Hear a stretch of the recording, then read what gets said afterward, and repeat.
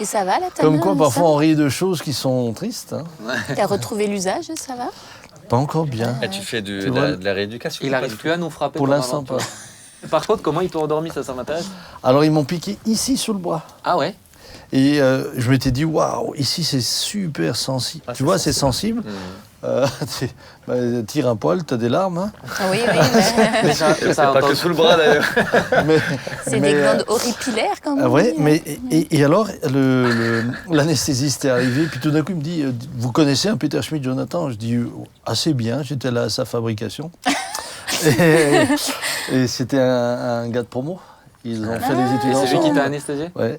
Et sincèrement, Heureusement qu'il aimait bien Jonathan.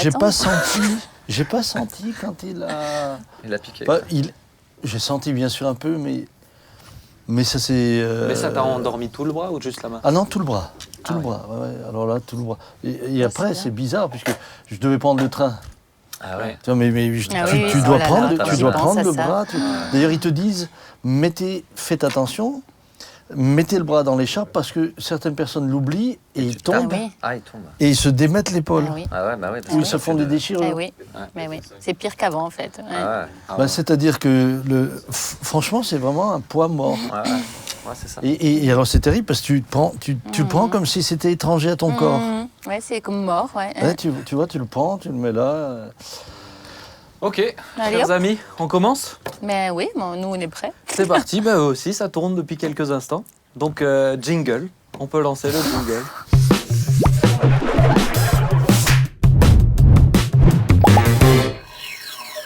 Il nous a eu. Ah là là, Il mais nous vous a me eu. connaissez, mais oui, Non. vous me Il nous a connaissez, eu. vous le savez. Je croyais. Ah bah oui, bah, Il est terrible. on a ton histoire d'anesthésie et de poils, c'est très intéressant, merci beaucoup.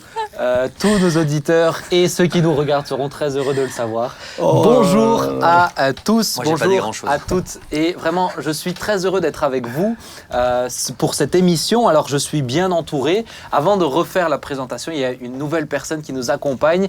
J'aimerais juste vous rappeler qu'est-ce que c'est On s'y retrouve. On s'y retrouve, c'est un moment où déjà on se retrouve entre nous et où vous nous retrouvez tous les vendredis à 19h et en replay et on parle de plein de choses. Mais surtout, on en parle dans la bonne humeur, dans la convivialité et dans la bienveillance. Je te vois venir tout de suite. Dans la bienveillance, on essaye d'aborder plein de choses. Maintenant, il y a eu pas mal de retours, comprends pas etc. cette allusion. Je sais que pour certains, des fois, il y a un peu un côté frustrant de ne pas aller au fond des choses. Le but, c'est de discuter comme si on était à la maison, en train de manger, en train de prendre des petits snacks et des choses comme ça. Donc, on discute de tout, de rien, on s'y perd et souvent, on s'y retrouve. Et cet après-midi, je suis avec Nathalie. Nathalie, bonjour. Bonjour. Comment vas-tu, Nathalie? Eh ben, comme je suis là, je suis au top. Ah, Non, très alors bien. on a déjà eu la joie d'entendre ton témoignage dans Ouais. une émission. Merci Est-ce de me réinviter. Eh ben, c'est écoute, que on t'a mis un 15 sur 20, donc on s'est dit ça vaut peut-être le coup de te faire revenir. je peux performer alors. Papa, bonjour. Bonjour. Voilà. Écoute, j'étais très heureux d'être là avec toi dans cette émission, jusqu'à ce que j'ai compris qu'on m'a enregistré avant même que je sache que parler de mes états physiques quand je suis anesthésié. Je pensais pas que ça faisait partie de l'émission. Mais voilà. On aime t'avoir de façon transparente. Ah bah oui. Bon. Ouais, mais à force d'être transparent, on se rentre dedans. Hein, Jérémy, tu vas bien? Bonjour Ben, oui, je vais bien, merci, en pleine forme. Ouais, en pleine Ouais, forme. En pleine forme, ça va, ouais. Super, Ouais. super. Très bien, Eh bien, très heureux d'être là aussi. Eh ben, excellent. Écoutez, j'aimerais vous proposer quelque chose. Je me suis dit, tiens, je vais tester un petit peu votre culture biblique. Vous êtes prêts à ça? Waouh. Alors, je voulais voir un petit On peu. est déjà piégé dès le Ah, dès ben, le départ. Bon, il y a trois Ah, pasteurs, ouais, moi je mais- peux me taire. Mais moi, j'ai les réponses, donc je ne vais pas répondre. Ah, voilà. En sachant que j'ai deux pasteurs à côté de moi, mais Nathalie, tu travailles dans l'église, tu es censée plus connaître la Bible que les autres. C'est un des critères d'emploi, notamment. Hein. Non, Ah c'est bon pas vrai. Non, c'est pas vrai. Vous êtes prêts? Alors attention. On va essayer. Quel prophète ou docteur de l'église d'Antioche fut élevé avec Hérode le tétrarque? Ah, quand Jean-Marie est pas là, c'est plus embêtant. Hein. Ouais, est-ce qu'on peut, on a trois Oui, essais, Joker, c'était Jean-Marie. quoi l'émission, tu sais, on peut appeler quelqu'un, et tout ça. Ah, non, ça tu l'as pas. Ah, on l'a pas. Alors c'est Manahen. Ok, bon ben je vois que sur C'est les, exactement. je vois que sur les pensais. questions difficiles vous n'êtes pas au point. Alors celle-ci est plus Est-ce que évidente. tu pourrais me donner les cartes? Non. On va Celle-ci est inverser plus les rôles. évidente. Très Quel cher. est le roi de Babylone qui réprima la révolte de Juda et fit enchaîner le roi Joachim? Roi de Babylone, Allez, il y en a pas. Nabucodonosor. Bon, Ouais. c'est bien, papa, t'as de la chance. Allez, je vous en donne une petite dernière et on va partir, tiens, sur une question un petit peu plus poétique. Complétez le verset. Un nommé Démétrius orfèvre fabriquait en des temples de Diane. C'est dans le livre des Actes. Oui. Ouais, et qui fabriquait en. En- Quel- en- C'est quel en- matériau qui doit être cité? Ah, c'est un Ah. matériel. C'était pas en bronze. En bronze, je dirais moi aussi. C'était du ouais. bronze. Non, c'était en argent. Bon, je sais En bien. argent. Je peux Bon, vous dire que vous c'était- pourrez. Oui, bon. Ouais, moi, j'ai préféré me taire. Non, mais moi, j'ai pas compris. Non, Non, mais bon, il faut la carte de me la pardonner, sécurité, parce que hein. il dit, je vais vous poser une question poétique. Je vois pas où est la poésie dans la question. Tu Mais sais, Moi, voilà. l'argent, Tu très réponds. poétique. Je réponds au verset. Mais alors, c'était une question, il y avait une petite guitare, je me suis dit, c'est une question musique pour introduire notre chronique. Ah, Notre chronique qui vient c'est maintenant, une guitare ou une lyre? Ouais, c'était une lyre, je pense. Bon, voilà. À propos de la musique, justement, on va avoir un petit débat sur la musique. Vous êtes prêts? J'aimerais vous lire une petite anecdote assez insolite. Je l'avais entendue une fois en écoutant les infos et elle m'avait assez plu, je l'ai retrouvée. C'est le délogement du dictateur Noriega au Panama. Vous en avez entendu parler? Oui. Je pense, hein, c'était de votre époque en tout cas, pas de la mienne. Alors, en 87, donc, le commandant en chef des forces armées du Panama était l'homme fort du pays. Sauf que, petit problème, il s'entendait bien avec les Américains et ses relations au niveau du trafic de drogue, au niveau de Cuba, le rendaient un agent infréquentable. Et donc les Américains se sont dit, bon, il faut qu'on l'évince. Et pour ça, ils se sont donné de la peine. Ils ont envoyé 27 000 soldats au Panama pour lancer une mission pour l'évincer. Alors, ce qui s'est passé, c'est que lui, il s'y attendait et il a essayé de se réfugier partout, dans l'ambassade de ses amis cubains, dans l'ambassade de ses amis du Nicaragua ou de la Libye, sauf que toutes ces ambassades, bien sûr, étaient surveillées. Alors, il a trouvé une solution. Il est allé se réfugier dans la nonciature d'un des prêtres qui était là-bas. Et donc, bien sûr, pour ceux qui ne savent pas ce que c'est la nonciature, papa, tu peux expliquer ce que c'est? Je sais que c'est en relation avec le Vatican. Ah bah oui, c'est Et juste donc, c'est comme une ambassade. c'est l'équivalent d'une ambassade, donc pour le Vatican. Donc il était malin. Bravo. Et là, bien sûr que le Vatican estimait que cet homme était un dictateur, qu'ils estimaient que cet homme était un bourreau, mais par principe, ils ne voulaient pas le donner comme ça aux Américains, du fait qu'il s'était réfugié dans l'ambassade. Et alors a commencé une petite bataille, une bataille musicale que les Américains ont entamée. Ils se sont dit, si on ne le fait pas sortir par la force, on le fera sortir par le psychologique. Et ils ont mis les plus gros haut-parleurs qu'ils ont trouvés autour de la nonciature. Ils l'ont branché sur la radio de l'armée américaine, la Southern Command Network, qui diffusait, c'était la période de Noël, le 24 décembre. Donc d'abord, c'était des chants de Noël. Et jusqu'à ce que la radio soit au courant de ce qui est en train de se passer, et ça tapait toute la journée, toute la nuit. Et ils ont décidé de balancer le plus de musique de plus en plus insoutenable. Donc il y a eu du rock, il y a eu du heavy metal et c'était nuit et jour, nuit Pression et jour. psychologique. Ils l'ont eu à la pression psychologique, ils l'ont eu au mental et le 3 janvier, il s'est rendu, il a accepté de se rendre, le Vatican a craqué, le Vatican a contacté les Américains en disant faites quelque chose, on n'en peut plus. Et ils l'ont eu. Waouh. Et grâce, je dirais, à la musique, comme quoi la musique est une arme assez puissante, ouais. ils ont Ah ouais. réussi à le sortir justement pour qu'il soit arrêté. Et je voulais introduire ça pour parler justement de ce thème de la musique. La musique est une puissance, une arme, ça a vraiment du poids et on le voit dans toute l'histoire de l'humanité. Et je voulais déjà avoir un petit peu votre retour à vous. Est-ce que vous écoutez beaucoup de musique chacun? Quel style vous écoutez? Qu'est-ce que vous aimez si vous écoutez quelque chose? Alors moi, c'est la musique classique. Ouais. J'ai baigné dans la musique classique, j'ai fait beaucoup de danse classique et ça m'apaise. La musique classique me fait souvent pleurer, ça m'apaise, ça m'émeut, ça me donne envie de créer, ça m'inspire. Je suis pratiquement plus proche de la nature quand j'écoute de la musique classique. Ah ouais.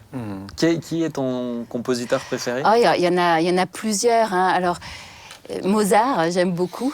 Beethoven, c'est sa puissance. Alors ça c'est des grands artistes.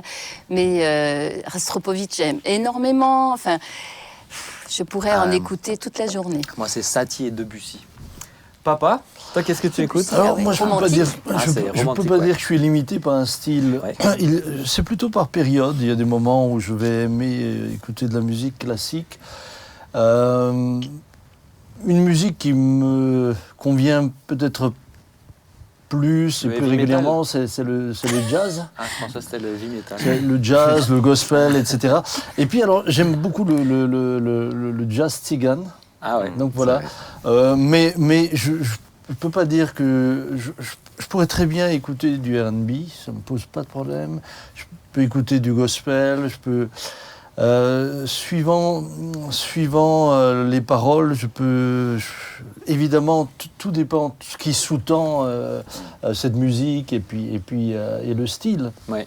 Mais je suis très, très ouvert à ce niveau-là, au niveau musical. Jérémy, toi, c'était le reggae, hein, si je ne me trompe pas. Alors moi, avant, j'étais un fan de reggae. Ouais, j'allais partout, dans tous les festivals, partout. J'étais très fier d'avoir vu les Wailers, qui étaient les musiciens de Bob Marley. Hein. Donc voilà, mais c'est vrai que tout un temps, j'ai coupé vraiment avec la musique, parce que j'étais tellement à fond dedans. Et aujourd'hui, je peux écouter tout. C'est vrai que j'aime, alors sauf hard rock, ça, j'ai jamais aimé, et c'est toujours le cas. Mais en tout cas, moi, j'aime toutes les musiques, hein, tout style de musique. Alors, je peux pas dire que j'écoute beaucoup de musique aujourd'hui. J'aime de temps en temps mettre de la musique quand je suis à la maison, mais je peux pas dire que j'écoute beaucoup de musique. Oui. C'est vrai que dans le temps, j'étais tellement dedans qu'aujourd'hui, je me sens un petit peu détaché par rapport à ça. Mais c'est sûr, ce que j'aime, moi, c'est plutôt les temps de louange calmes, plus calmes. Genre Héritage, par exemple. Moi, c'est des morceaux où je pourrais les laisser tout le temps parce que c'est tranquille, c'est des temps de louange, des vieux chants, et ça, j'aime beaucoup. Ok, mais c'est intéressant que tu dis que tu as dû faire une pause parce que c'est vrai que c'est très prenant la musique. Moi, je sais que moi, je suis un peu comme toi, papa. J'ai des périodes. Là, en ce moment, je suis période les chanteurs des années 60, les chanteurs français des années 60. Ça explique tout. Donc, vous voyez, je redécouvre pas mal de choses. Mais je la sentais venir, cette blague. Attention, Nathalie, parce que si tu te lances, sache que le retour de flamme sera... Mais ils l'ont tous remarqué. Sec. Ils l'ont tous remarqué. Bien sûr, je me suis coupé les cheveux. Vous pouvez m'appeler Jacouille la fripouille. Je suis très second degré. Je n'ai aucun problème avec ça. Vous savez, beaucoup de gens me disent « Ah, mais tu te cherches en ce moment ?» Je dis « Non, c'est juste que je m'assume tellement que j'assume tout. » Tu t'amuses, en fait. Je m'amuse. Il a encore l'âge pour ça, du coup. Alors, il est encore jeune. En ce moment, Jérémy, c'est plus délicat. Sylvia, elle me surnomme tête d'œuf, vous voyez, donc toujours très gentil, hein, mais bon, hein, on la pardonne. Mais je reviens sur le sujet de la musique. Moi, il y a un style que vous n'avez pas évoqué, mais chez les jeunes, c'est beaucoup, c'est le rap. Moi, j'écoute beaucoup de rap, j'en ai écrit quelques-uns notamment aussi. Mais moi, ce qui me parle dans la musique, c'est vraiment c'est ce qui peut être véhiculé, transmis, ce que ça peut créer en nous. Toi, tu dis, des fois, ça peut créer l'émerveillement, effectivement. La musique classique, le rap, ça peut te prendre à cause des valeurs qui sont données. Le jazz tzigane aussi, je trouve que des fois, ça te prend dans les tripes. Qu'est-ce qui vous parle dans la musique? Moi, ça m'intéresse. Alors moi, ce qui me parle premièrement, c'est la musique elle-même, puisque la musique est un vecteur qui touche l'âme. Ça nous touche au plus profond de nous-mêmes, les émotions. Ce qui fait que j'aime aussi tout ce qui est un peu nostalgique. Voilà. Mais après, c'est des questions de nature, hein. On est tous différents. Mais toi, je trouve que dans tes styles de musique, je sais un peu les goûts que tu aimes, même au niveau des chants de louange, tu as un peu des chants mélancoliques. Hein. Oui, mélancolique. Tout ce qui est... moi, par exemple, quand je chante « Oh, prends mon âme », c'est une certaine profondeur à la mélancolie. Ça me porte. D'ailleurs, je ne sais pas si vous avez remarqué, hein, mais dans la nature, les oiseaux ne chantent qu'en mineur. Ouais, moi, je ne suis pas capable de dire ce genre de choses. Mais... Ils sont tous déprimés, les oiseaux. Hein. Non, mais c'est mélodieux. Ça n'a rien à voir. Ensuite, il y a bien sûr des paroles. Par exemple, tu citais Héritage. Mais moi, je me sens très bien lorsque j'écoute Impact. Mais je peux écouter Héritage, etc. Donc, ou bien j'aime bien Matt, Marvan, ou d'autres, peu importe, ou du gospel. Mais ce qui va être essentiel pour moi, ce sont vraiment, bien sûr, la musique et ensuite les paroles. Parce que pendant que j'écoute un chant, pour moi, chanter, c'est une manière de prier. Et donc, c'est important que je sois en accord avec ce que je vais chanter. Et parce que quand je commence à chanter, que ça devient la prière, waouh, là tout d'un coup, le chant m'emmène dans l'adoration. C'est ça. Et ça c'est tout à fait différent. Hein. Est-ce que vous retrouvez aussi dans ça, Nathalie, Jérémy ? Des fois, quand tu écoutes une musique, tu ne sais même pas pourquoi tu commences à pleurer. Ouais. Ça te surprend toi-même. C'est donc, il y a vraiment en nous une deuxième personne qui est là, incontrôlable. Et c'est ce que tu disais, hein, ça touche l'âme. Et combien de fois dans la louange, d'un coup, tu es pris par une émotion forte parce que tu es emporté par la musique et par les paroles, bien entendu. Mais ouais, c'est hyper important la louange. Alors juste une précision à ce niveau-là, puisque tu parles de ça, je voudrais le dire parce que il faut pas confondre l'émotion avec l'onction. Il y a des moments où je sens vraiment dans le temps de louange des temps où c'est l'onction de l'esprit. Oui. L'esprit est à l'œuvre. Mais l'esprit est à différencier de l'onction est à différencier de l'émotion, du ressenti. parce que vous avez des gens qui pleurent et qui vivent des choses profondes dans des concerts, mais totalement. Moi, j'ai totalement, déjà été dans des concerts pas du tout de louange. Ah bah je t'assure que quand il y a un solo de guitare dans un stade ou quelque chose comme ça, ça vibre, hein, c'est la musique. Et c'est pour ça que la musique, pour certains, est devenue une arme. Vous avez un Hitler. Vous savez que la musique était une arme et il l'utilisait pour ses armées dans la Légion étrangère. Aujourd'hui encore, les gars partent au combat en chantant. Alors ce sont des. Ce qui est important, c'est les paroles. Ce sont des chants mais aussi, moi je sais qu'il y a déjà eu des études qui ont été faites que en chantant, ils ont plus d'énergie, ils ont plus de force. Bien sûr. Et c'est vrai que c'est bien sûr, puissant. C'est transcendant. Parce que ça joue aussi sur le mental. Et c'est pour ça que je tiens vraiment à ce qu'on fasse cette différence entre émotion et onction. Absolument. Parce que moi j'ai vu des gens qui me disent « Ah, mais quelle onction !» alors qu'ils étaient que dans l'émotion. Il faut bien différencier. C'est différent. Mais je pense qu'on fera un jour une chronique, une thématique sur la louange, spécifiquement, je trouve que ça serait intéressant. Mais par rapport à la musique, moi, cette question m'intéresse parce qu'on parlait de la louange, après on parlait de ce que tu écoutais avant d'être chrétien. Et je sais que c'est une question qui est un peu clivante pour certains, mais faut-il que écouter de la musique chrétienne pour vous? Quel est votre point de vue? Ou plutôt, est-ce que c'est votre cas? Voilà, je sais qu'il y a différents points de vue que je respecte totalement, mais si on n'écoute pas que de la musique chrétienne, mais y a-t-il une limite? Ou c'est, à votre avis, pour vous, c'est quoi la En tout la cas, chose? moi, personnellement, je n'écoute pas que de la musique chrétienne. Oui. J'aime écouter parce que mes enfants écoutent de la musique, les gens qu'on rencontre écoutent de la musique. Ça ne veut pas dire que je vais écouter tout le temps la musique qui n'est pas chrétienne, mais je vais quand même m'y intéresser. Et j'ai pu découvrir au travers de certaines personnes qui ne sont pas chrétiennes, de la musique qu'ils font, les paroles qu'ils ont, il y a vraiment des valeurs, il y a vraiment un poids par rapport à ce qu'ils disent. Et ça me permet à moi aussi de me faire une idée par rapport à l'artiste. Maintenant, je ne vais pas... Personnellement, maintenant ça c'est mon cas à moi, je ne vais pas acheter des CD ou je ne vais pas rentrer là-dedans, mais de temps en temps j'aime bien écouter aussi de ce qui se fait ailleurs que dans le milieu chrétien. Et je ne me sens pas repris au fond de moi-même pour dire oh, j'ai écouté un morceau qui n'est pas chrétien. Alors bien sûr je vais avoir des limites, comme le rap, moi j'aime bien aussi de temps en temps écouter du rap, pas trop longtemps, mais j'aime bien. Mais quand c'est trop agressif, même en disant de bonnes choses, mais que la façon de chanter est un peu agressive, je me sens, j'ai plus envie d'écouter.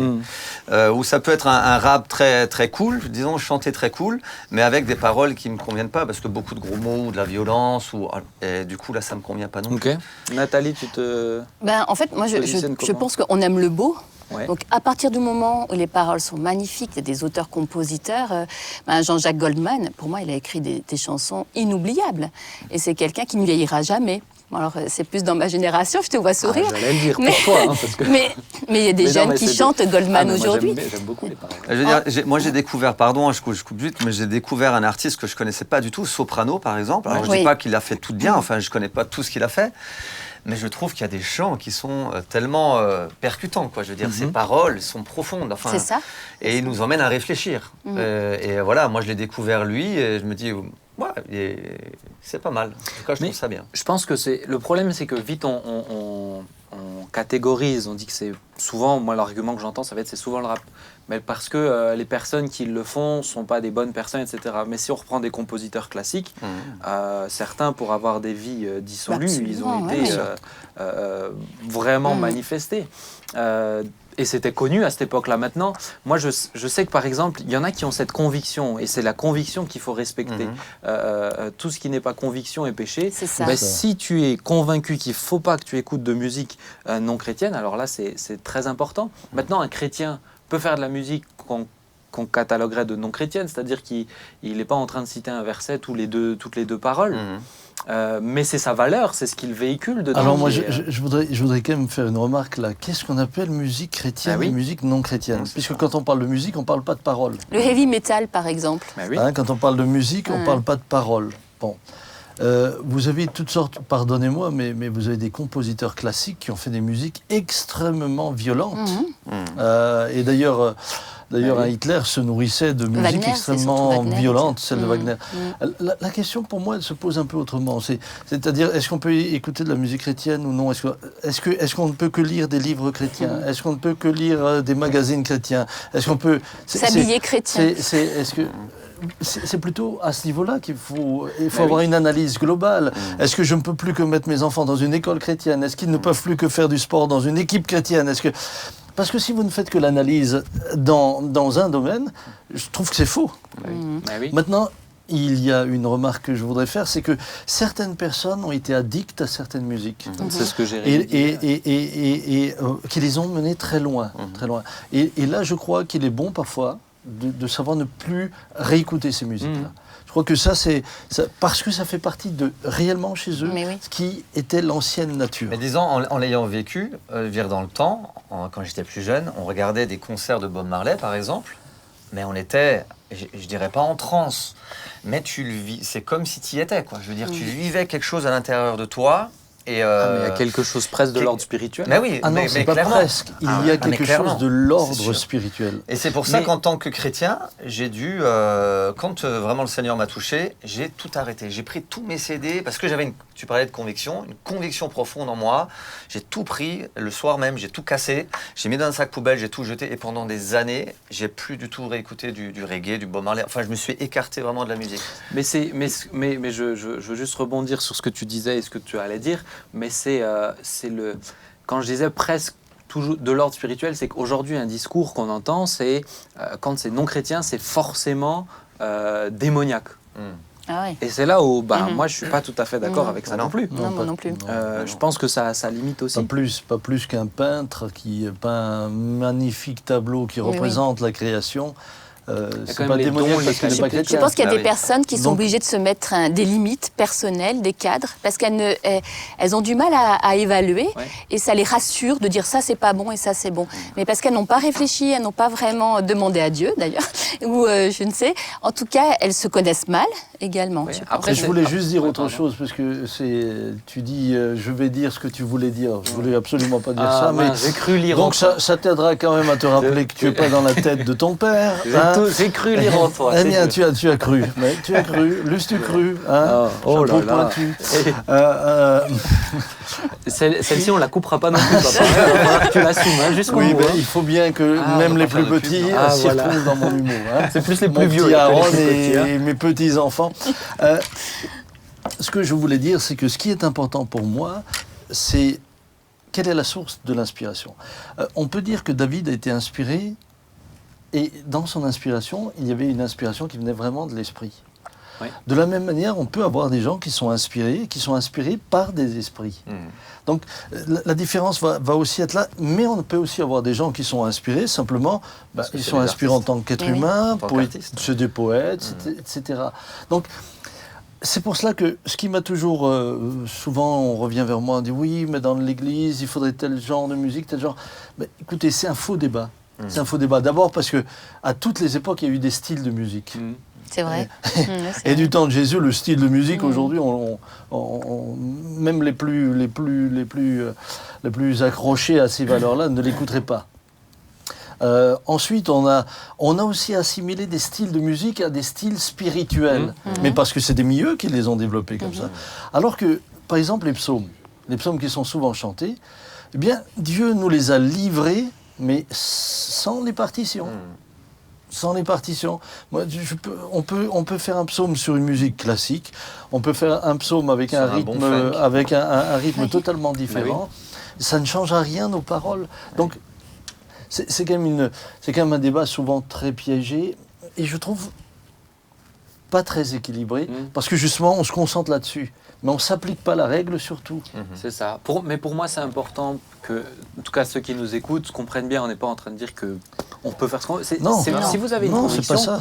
mais respectez-la. Ça veut dire que le Seigneur vous la met, de la même manière que Jérémie, pendant un temps, a reçu cette conviction. C'est très important, effectivement. J'aimerais, c'est intéressant, moi le thème de la musique, je pourrais en parler beaucoup de choses. longtemps, mais j'aimerais passer à une autre chronique. Papa, ça fait quoi d'être mon père? En fait, pourquoi je te pose cette question, c'est parce qu'on me pose souvent la question, ça fait quoi d'être le fils à Samuel? Ah oui, c'est ça. Mais comme on t'a jamais souvent posé cette question, j'aimerais avoir l'occasion. Ça fait Alors, quoi? Benjamin, Ça fait quoi d'être mon eh père? bien, ça me fait beaucoup de joie. Ah, Je suis très heureux, pas seulement pour toi, mais je bénis Dieu pour les 6 enfants qu'il m'a donnés et pour tout ce qu'il nous a permis de vivre avec nos 6 enfants, les joies, les peines, les jours où nous étions fiers, les jours où nous étions un peu moins. Non, sincèrement. tu es satisfait? Non, c'est pas une question d'être satisfait. Quand tu es père, tu es heureux que Dieu t'ait fait la grâce de te confier des enfants. Quand tu as pu l'être. Tout le monde. Alors, d'autres n'ont pas eu d'enfants. Et ils vont pouvoir s'investir dans des personnes qu'ils vont aider aussi. Mais voilà, je l'ai vécu comme une grâce. Il m'a confié des enfants pour que j'en prenne soin. bon, c'est bien. Alors, ça veut pas dire que j'étais un excellent père. Il est rassuré, Ben, ouais. Rassuré, non, mais je voulais qu'il développe. Mais c'est une important des bénédiction. fois, hein, Non, mais j'aimerais quand même rappeler que les enfants sont C'est une une bénédiction de bénédiction. l'Éternel. Bien Et, sûr. Ouais. et pour moi, c'est une bénédiction. Bien sûr. Alors, il y a eu des moments dans ta vie où sincèrement, je questionnais la bénédiction. Ah, ça me fait plaisir de l'entendre, mais je voulais préférer rester sur une note T'avais envie positive. de caresser la bénédiction. Oui, si tu peux rester sur Mais une je note pense que positive. tous les parents qui sont honnêtes et qui se respectent ont Mais dû à un oui, moment donné mais ou oui. à un autre se poser la question. Mais oui, c'est sûr. J'aimerais justement pouvoir introduire notre invité qui est avec nous sur ce thème, le thème de la relation parent-enfant. C'est pour ça que je te posais cette question, hein. Mais tu pourras développer après en off si tu veux me dire d'autres choses gentilles. Avec Christine qui est avec nous. Christine, bonjour Christine. Bonjour. Bonjour, bonjour. Alors Christine, tu es conseillère conjugale et familiale, c'est bien ça? Oui, tout à fait. Est-ce que tu veux bien peut-être te présenter et ensuite on pourra échanger un petit peu sur ce sujet? Alors voilà, moi c'est Christine Bild, je suis maman de 3 enfants, enfin maintenant 3 jeunes adultes, et je suis donc conseillère conjugale et familiale, j'ai mon propre cabinet. Excellent. Alors Christine, est-ce que Tu es peux- mariée Tu es mariée? Oui, je suis mariée, tout à fait. Ah non, mais tu as oublié le détail du C'est vrai, mari. c'est vrai. On ne dira pas que tu as oublié, t'inquiète pas. Alors, est-ce que tu peux nous dire, Christine, quel constat tu fais actuellement, donc toi qui rencontres particulièrement beaucoup de parents-enfants, justement sur les relations parents-enfants aujourd'hui en 2020? Alors le constat que je fais, c'est que les parents sont souvent très très débordés, hein. Aujourd'hui, c'est vraiment un gros souci. Déjà à l'âge de 3-4 ans, les parents savent plus trop quoi faire avec leurs enfants. Alors je me permets en fait de développer un peu ce que je constate, c'est que souvent les parents sont très pris par le travail, ils sont très stressés, épuisés et du coup ils n'ont pas le temps. Par contre, les enfants, eux, ils débordent d'énergie et comme on ne s'occupe pas d'eux, ils s'ennuient et souvent ils se retrouvent face aux écrans et ils deviennent de plus en plus passifs. Alors bien sûr, les parents souvent s'en rendent compte parce qu'ils se plaignent, l'enfant n'écoute pas, il n'obéit pas. Et donc, à un moment donné, les parents voient bien qu'ils ont peu de temps pour les enfants, donc ils les achètent ou ils compensent par le bien matériel. Mais on sait tous que compenser par le bien matériel n'aide pas l'enfant, en fait, ne répond pas aux besoins d'amour et d'affection dont il a besoin. Et c'est pour ça que souvent il fait des bêtises parce qu'il veut attirer l'attention de ses parents. D'accord. Toi, c'est vraiment quelque chose que tu constates avec les parents, les enfants que tu as dans ton cabinet. C'est vraiment quelque chose que tu constates, ça? Ah oui, énormément. Alors, énormément. Alors, il y a ce problème-là. Et le deuxième problème que je vois très souvent dans mon cabinet, alors c'est spécifique parce que je reçois ces problématiques-là, c'est beaucoup d'enfants qui souffrent dû au divorce. On a énormément de parents qui ne comprennent pas parce qu'ils disent « mais je lui donne tout, il a tout ce qu'il veut, il peut voir son père quand il veut, on lui a acheté un téléphone, etc. » Donc, ils compensent par le bien quelque chose que l'enfant, finalement, il n'est pas comblé. Et c'est des enfants, quand on leur pose la question, souvent qui pleurent, qui sont tristes, ils veulent que papa et maman reviennent ensemble. Et ça, c'est souvent un des deuxièmes constats que je fais. Ah, c'est triste. Est-ce que tu aurais pour nous, pour ceux qui nous écoutent, la valeur numéro 1 la plus importante pour avoir une relation en bonne santé? Je suis bien conscient, hein, moi aussi, qu'il y a un enfant qui a une alchimie de plusieurs choses, mais pour toi, quelle serait la chose la plus importante? Pour moi, je dirais qu'il y a plutôt deux valeurs. Enfin, Ouais. l'une ne va pas sans l'autre. Pour moi, c'est le temps de qualité accordé à l'enfant. Même si ce temps, c'est qu'un quart d'heure ou une demi-heure par jour, mais un temps de qualité où vraiment on s'intéresse à lui, on l'écoute, on essaye de le comprendre. Il y a vraiment cette communication, hein, donc le temps et la communication avec l'enfant. D'accord. Mais comment parce que tu as fait une très bonne analyse, moi je retrouve chez les jeunes aussi le temps devant les écrans, la fuite, etc. Autant pour les parents que pour les enfants. Mais comment toi tu lis et quels conseils tu aurais à donner pour combler le fossé qu'il y a entre la génération des parents et la génération des enfants, qui sont deux générations extrêmement différentes. Il y a 40 ans, le père et le fils, ils étaient presque sur la même longueur d'onde. Aujourd'hui, c'est plus tout à fait la même chose. Ils se comprennent plus, ils ont plus le même vocabulaire, ils ont plus les mêmes références. Quels seraient pour toi les conseils et puis ton analyse aussi? Ben justement, un des premiers ingrédients pour moi, c'est vraiment le temps. Écouter l'enfant, chercher à comprendre quels sont ses centres d'intérêt. Alors c'est vrai qu'aujourd'hui, on a ce problème de transmission, puisque les enfants regardent beaucoup les écrans, ils surfent sur le net, ils regardent sur YouTube, ils ont tellement d'informations et de surinformations que souvent, les parents ne font plus ce rôle de transmission puisque l'enfant a tout directement et tout et n'importe quoi en même temps. Et du coup, c'est très compliqué. Et je pense que justement, le fait de prendre du temps avec son enfant pour chercher quels sont ses intérêts, à quoi il s'intéresse, et peut-être aussi, en tant que parent, faire l'effort de s'intéresser à ce que l'enfant a besoin, à quoi il s'intéresse, les jeux pour lesquels il s'intéresse, pourquoi il s'intéresse à ce jeu-là, et proposer peut-être aussi d'autres alternatives où justement le parent peut transmettre des valeurs. Est-ce que vous auriez des choses à dire à Christine? Alors, moi Christine, bon, tout d'abord, dans notre société de consommation, l'enfant est devenu une cible. Donc, évidemment, on va l'orienter dans sa manière de penser, de choisir, etc. Et la pensée unique, malheureusement, moi, quand on parle de manipulation, je trouve qu'au niveau des enfants, c'est très fort, médiatiquement parlant. Hein. Mais ce qui m'inquiète plus, et là je parle aussi en tant que père, c'est que on légifère aujourd'hui beaucoup sur la manière d'éduquer les enfants. C'est-à-dire que maintenant, tu as des numéros verts partout. Bientôt, les parents vont avoir peur de leurs propres enfants qui pourraient les dénoncer pour X raisons. Je parle pas des violences qui doivent être dénoncées, des attitudes déplacées, mais je suis en train de dire qu'on vole à quelque part aux parents le droit d'éduquer leurs enfants comme ils le sentent juste. Peu importe la manière dont ils estiment que c'est juste. Les uns, ce sera comme ça, les autres autrement. Mais aujourd'hui, on n'a plus le droit de penser différemment. Et du coup, ta question, c'est? Et ma question est la suivante. Quel conseil donnes-tu alors que je sais que suivant ce qui serait parfois nécessaire, tu peux être en porte-à-faux avec la loi elle-même? D'accord, oui.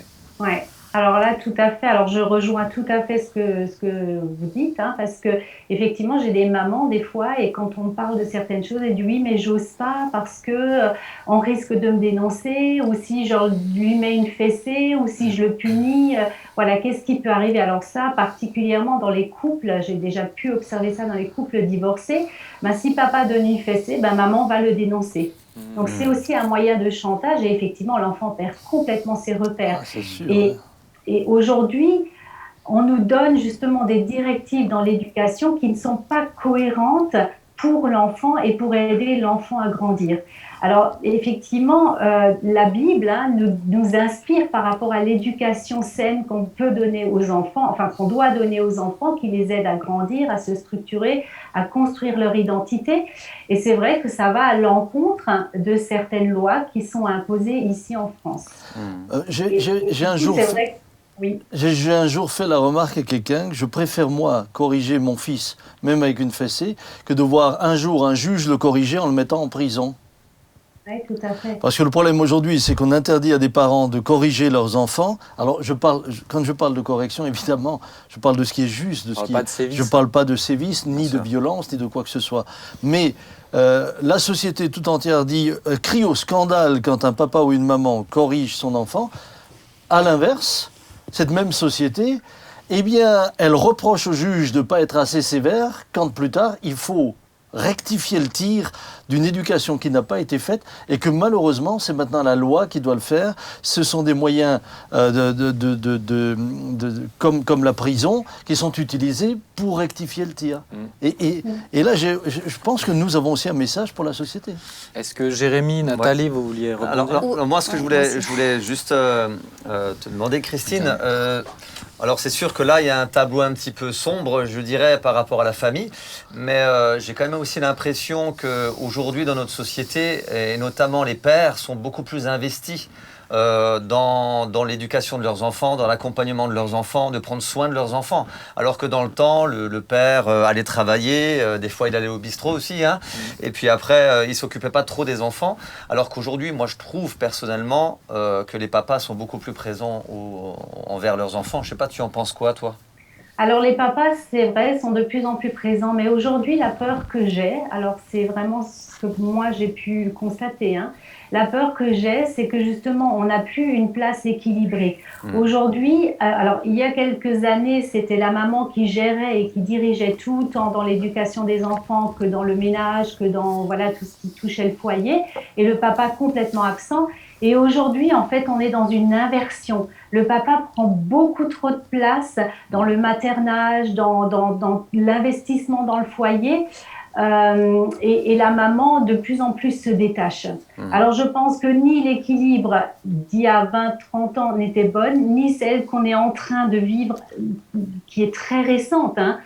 Je pense qu'il faut un juste équilibre. Chacun doit avoir sa place. Oui, le papa doit s'investir, mais la maman ne doit pas pour autant se désinvestir. L'enfant a besoin de cet équilibre des deux. Hein. La maman qui est plus dans le maternage, dans l'affection, dans la compréhension, et le papa qui est plus présent pour la transmission des repères, etc. C'est pour ça, pour que l'enfant soit bien et puisse grandir correctement, quelque part, le papa et la maman doivent aussi savoir prendre du temps ensemble pour définir aussi le rôle de l'un et de l'autre. On est d'accord? Oui. Après, c'est sûr que c'est moi, je pense à des mamans seules qui essayent de faire ce qu'elles peuvent et ça reste délicat. C'est sûr. Et elles sont courageuses, hein. Il y en a plusieurs même dans l'église. Mais c'est sûr qu'aujourd'hui, ça reste un vrai challenge pour ceux qui sont dans d'autres formats que papa, maman, d'autres cellules, d'autres types de cellules familiales. Nathalie, je sais que tu voulais rebondir. Moi j'avais une question aussi pour Christine.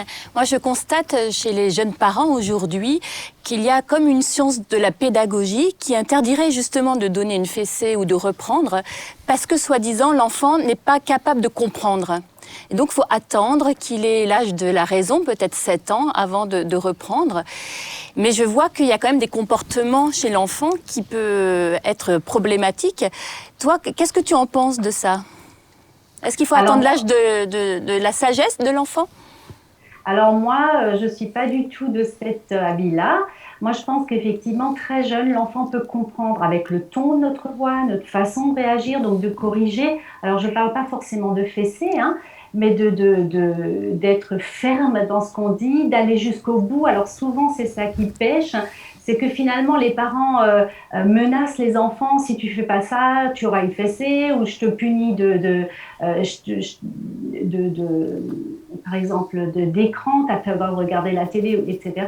Mais en fait, ils mettent jamais à exécution la punition. Et c'est ça, finalement, qui est le gros souci. C'est qu'à un moment donné, il faut être cohérent. Il vaut mieux mettre peu de règles, mais les faire respecter, ce qui permet justement à l'enfant de comprendre les choses. Mais on dit souvent que l'éducation se fait entre 0 et 4 ans. Donc c'est là où il faut être ferme, c'est là où il faut leur donner les repères, c'est là où il faut vraiment être ferme dans ce qu'on dit et dans ce qu'on fait. On n'a pas besoin d'attendre 5-6 ans qu'il ait l'âge de raison parce que l'enfant comprend très bien, même à 1 an et demi, quand on hausse la voix ou quand on parle d'un ton ferme, il le comprend très bien. Souvent, c'est trop tard après 6 ans. Enfin, pas trop tard, mais disons qu'on a déjà loupé beaucoup de choses. Et justement, c'était un peu ça. Si on ne l'a pas fait, est-ce que c'est irrécupérable ? Alors, c'est pas irrécupérable, heureusement, mais c'est beaucoup plus compliqué. Moi, j'ai des enfants où justement les parents avaient tout laissé faire, ils étaient dans l'éducation bienveillante qui est très en vogue actuellement. Hein. Donc, on explique pendant une demi-heure pourquoi il faut pas faire telle ou telle chose et l'enfant le fait quand même 15 fois, mais les parents restent patients à bien leur expliquer. Et finalement, après être venu au cabinet, qu'on en a discuté, d'où aussi ce que dit la parole de Dieu, etc., eh ben, l'enfant avait déjà 7 ou 8 ans, je crois qu'il avait 8 ans. Ben, à un moment donné, les parents ont voulu redresser la barre, mais du coup, c'était difficile parce que l'enfant, pour lui, un non, ça voulait dire, ben, si tu fais une crise, il y aura un oui. Mais du coup, quand il a compris ça, à 7-8 ans, il se roulait par terre, il faisait des crises de plus en plus intenses parce qu'il se dit forcément papa ou maman va céder. Donc c'est vrai que c'est plus compliqué, mais c'est rattrapable. Je pense que la notion de sanction existe. Même dans la société, elle est nécessaire. Quelqu'un qui brûle un feu, pourquoi il ne brûle pas le feu? Parce qu'il sait qu'il y a une sanction. Pourquoi est-ce que nous roulons tous à la vitesse qui est indiquée? Mais parce qu'en général, on sait que si on se fait attraper, bien, il y a une amende à la clé. Et je crois que l'enfant a besoin de savoir qu'il y a des limites. D'ailleurs, pour revenir à ce que tu disais tout à l'heure, quand un enfant fait une bêtise, même à 1 an et demi, moi je l'ai vu chez les miens, on ne l'avait même pas encore repris, il avait cassé quelque chose, mais il avait réussi à le cacher. Donc s'il l'a caché, c'est très bien qu'il sait qu'il n'a pas bien fait. Hein? Donc on n'a pas besoin d'attendre 7 ans pour qu'il le comprenne. Il le sait très bien. Dans son être intérieur, il y a sa conscience qui parle. Et elle parle. Et je crois qu'on a omis le fait que dans l'enfant, bien sûr, il y a le cadre éducatif, bien sûr, il y a le cadre culturel, il y a beaucoup de choses qui jouent avec. Mais sa conscience est là. Et il sait quand il dit la vérité et quand il ment. Moi, parfois, ça m'est arrivé. Les miens ne sont pas nés sains. Pas tous. Pas tous. Oh. Là, il fait la démonstration. Il y a même encore du travail. Parce que tu pensais que je parlais de moi. C'est pas moi, jamais. Mais donc, la conscience est là. Et je crois que c'est important de s'en rendre compte. Je vous propose juste Christine, tu restes avec nous, mais qu'on se retourne comme ça, les caméras peuvent bien prendre votre doux visage. Moi, je voulais juste rebondir sur quelque chose. Quand, Christine, tu parlais de la correction, etc. Moi, je le vois avec Adam.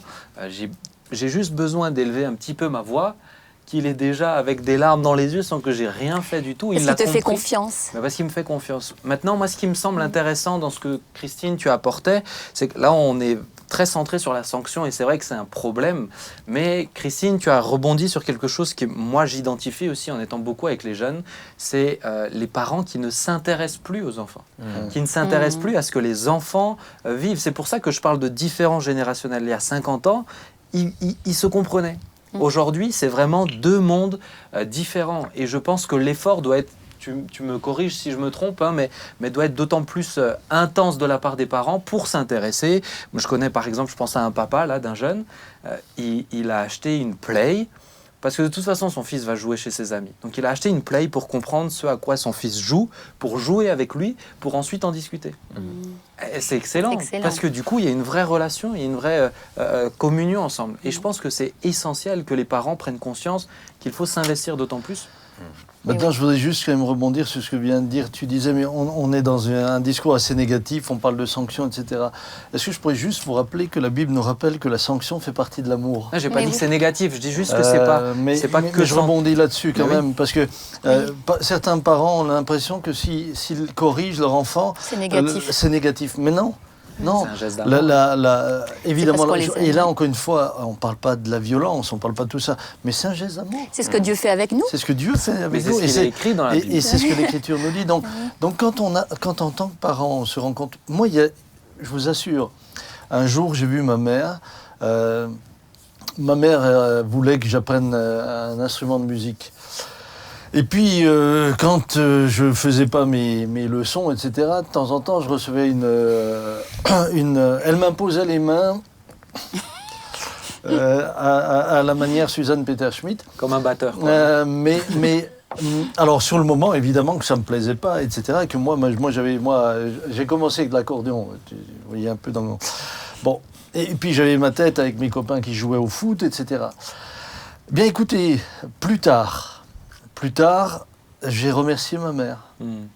Je l'ai remercié d'avoir eu le courage de me résister et finalement à quelque part de me contraindre à faire ce que je devais faire là et de ne pas me laisser faire ce que j'avais envie, parce qu'il s'est révélé que ce que j'avais pas envie de faire à ce moment-là est devenu une vraie bénédiction pour toute ma vie. Aujourd'hui, en tant que pasteur, je me retrouve parfois dans des églises, il n'y a pas de musicien, il n'y a personne. Je peux conduire la louange moi-même avec un piano, tout ça. Pourquoi ? Parce que j'ai une mère, à un moment donné, qui a eu le courage de me résister, de me contrarier, de me dire non, voire de me corriger. Et je lui ai dit plus tard, merci parce que tu m'as tellement aimé et c'est une telle bénédiction. Mais l'enfant n'a pas la science infuse, c'est pour ça qu'il a des parents. Le rôle du parent est là. Hein. Mais c'est pour ça qu'il a des parents. Christine, je te remercie vraiment pour cet échange. Merci beaucoup pour ton expertise. C'est très intéressant. Je te proposerai de revenir sur d'autres thématiques. Merci beaucoup. De rien, merci à vous. Ciao, à ciao. bientôt. Ciao, ciao. Salut Bye, Christine. Merci. Salut. Mais c'est vrai que c'est une thématique Riche, hein, on aurait de quoi dire. Ah bah aujourd'hui. Et l'enjeu est grand. L'enjeu, ce sont des générations qui se perdent, vont devenir parents plus tard. Qui vont devenir parents. Ça. Mais on a déjà cette génération de parents qui ne savent plus comment faire parce qu'eux-mêmes n'ont pas eu de modèle. Et d'ailleurs, aujourd'hui, on parle de quelque chose d'assez extraordinaire. Moi, parfois, ça me fait sourire. On parle de l'école des parents. Vous vous rendez compte ? Ce qui était improbable. On réfléchit à une école des parents. Ben, tu vas dire ça à nos parents, à nous. De quoi vous parlez ? C'est sûr. Même tu me dis ça, moi, je me dis, vous parlez de quoi ? Pourquoi ? Parce que justement, l'éducation était transmise de parent à parent. Alors, évidemment que parfois c'était mal transmis.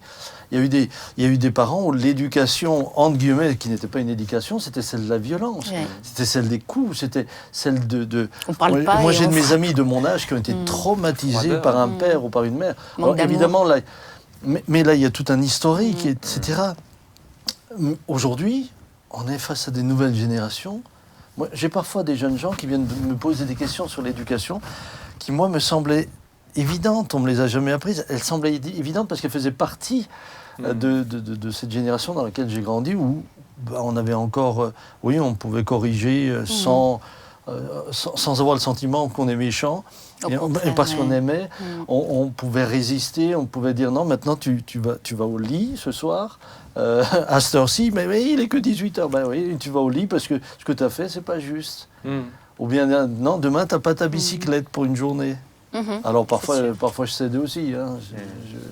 J'ai pas été. Mais je pense que on n'a pas été exemplaire non plus toujours. Mais aucun parent ne sera parfait. Hein. On apprend en même temps qu'on a l'enfant, hein, c'est sûr. Les amis, le temps passe, c'est très intéressant, hein, le temps passe. C'est dommage, je voulais faire une parenthèse qui n'avait rien à voir, mais... Ah, bah écoute, je te propose de nous la faire sur une autre fois, parce que le temps est bien passé. Mais ce que je te propose, c'est de prier, terminer par la prière, si tu le veux bien, et ensuite, on se dira au revoir. Volontiers.